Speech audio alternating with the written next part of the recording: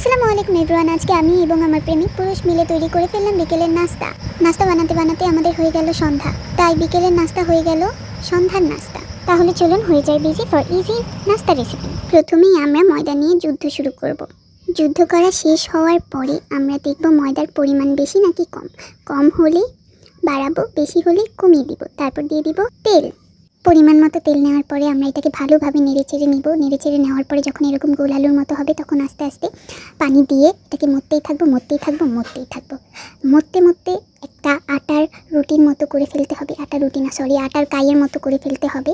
তারপরে আটার কাইয়ের মতো করে ফেলার পরে এটাকে 10 মিনিট রেস্টে রেখে দিতে হবে এক সাইডে। তারপর প্রেমিক পুরুষকে দিয়ে আলু ছিলাতে হবে।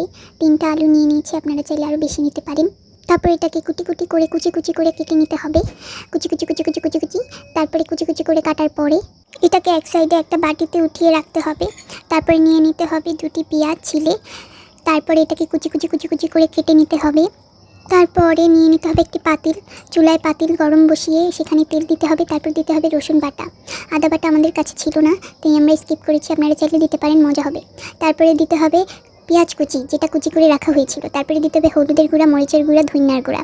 তারপরে 1 চামচ পরিমাণ মতো লবণ। তারপরে এটা দিয়ে নাড়াচাড়া দিতে হবে। মশলাটা একটু হালকা ভাজার পরে সেখানে দিয়ে দিতে হবে পানি। অল্প একটু পানি দেওয়ার পরে এটা কষিয়ে নিতে হবে। কষিয়ে নেওয়ার পরে একটু জিরা গুঁড়া, একটু গরম মশলার গুঁড়া দিয়ে দিতে হবে। তারপরে এটাকে আবার ভালো করে নাড়াচাড়া দিতে হবে, ভালো করে কষিয়ে নিতে হবে। যত কষাবেন তত মজা হবে। তারপরে দিয়ে দিতে হবে সেই আগের কুচি করা আলুগুলো, যেগুলো রেস্টে রাখা হয়েছিল। রেস্টে রাখার পরে এগুলোকে দিয়ে দেওয়ার পরে ভাজা করার পরে এখানে দিয়ে দিতে হবে পানি দেওয়ার পরে এটাকে আবার মনের স্বাদ মিটিয়ে নাড়াচাড়া দিতে হবে। নাড়াচাড়া দিতে তারপরে ঢাকনা দিয়ে দিতে হবে। খাবার বানানো দেখতে প্রেমিক পুরুষের যখন ক্ষুধা লেগে যায় তখন চিকেন বল এনে নেয় এবং আমি চিকেন বল ভাজতে থাকি। চিকেন বলগুলোর রেসিপি জানতে হলে আমাদেরকে কমেন্ট করুন, আমরা পরবর্তী ভিডিওতে চিকেন বলের ভিডিও আপলোড করে দিব। এর ফাঁকে আমাদের আলুগুলো সিদ্ধ হয়ে গিয়েছে, তাই আমরা ডাল ঘুটনি এনে সেটাকে ঘুটে দিলাম, একটু আধো নরম করে নিলাম। তারপরে ঘুটনি থেকে কুচে চামচ দিয়ে আলুগুলোকে পাতিলে ফেললাম। পাতিলে ফেলার পর এটাকে আরেকটু ভাজা করলাম। তারপরে এসে পড়লাম ডোয়ের কাছে। আমাদের ডোটা আরেকটু সফট হয়ে গিয়েছে। ডোটা সফট হওয়ার পরে এটাকে আমরা ছোট লেচি কেটে নিলাম। ছোট লেচি আমার 8টা হয়েছে, আপনাদের কম বেশি হতে পারে। তারপরে লুচির মতো একটা বেলে নিলাম। বেলে নেওয়ার পরে এখানে অল্প একটু পুর দিয়ে দিলাম। পুর দেওয়ার পরে আমরা এটাকে আস্তে আস্তে ইউটিউবে যেভাবে দেখিয়েছে মিষ্টির মতো গোল করতে হবে, তাই আমরা এটাকে গোল করার প্রচেষ্টায় লাগলাম। গোল করার প্রচেষ্টায় আমরা সফল হওয়ার পরে এটাকে একটু চেপে দিলাম, কিন্তু আমাদেরটা লাগছিলই না, বারবার ভিতরের পুরটা বের হয়ে যাচ্ছিল। তারপরে এটার মুখটা আমরা আরেকটু ভালো করে চেপে দিলাম। তারপরে উল্টা করে এটাকে আরেকটু চেপে দিলাম। তারপরে বেলুন দিয়ে বেলতে যাওয়ার পরেই আমাদের সাথে যা ঘটলো, তাই আমরা আরেকটু লুচির ডো নিয়ে নিলাম। তারপরে আরেকটা বড় করে লুচি বেলার চেষ্টা করলাম, যত বড় সম্ভব তত বড় করে আমরা বেলে নিলাম। সব শক্তি দিয়ে আমরা বেলে নিলাম। বেলে নেওয়ার পরে এখানে আমরা দিয়ে দিলাম আবার অল্প একটু পুর। তারপর মনে হলো না আরেকটু দিই, তারপর আরেকটু দিলাম। আরেকটু দেওয়ার পরে আরেকটু দিলাম।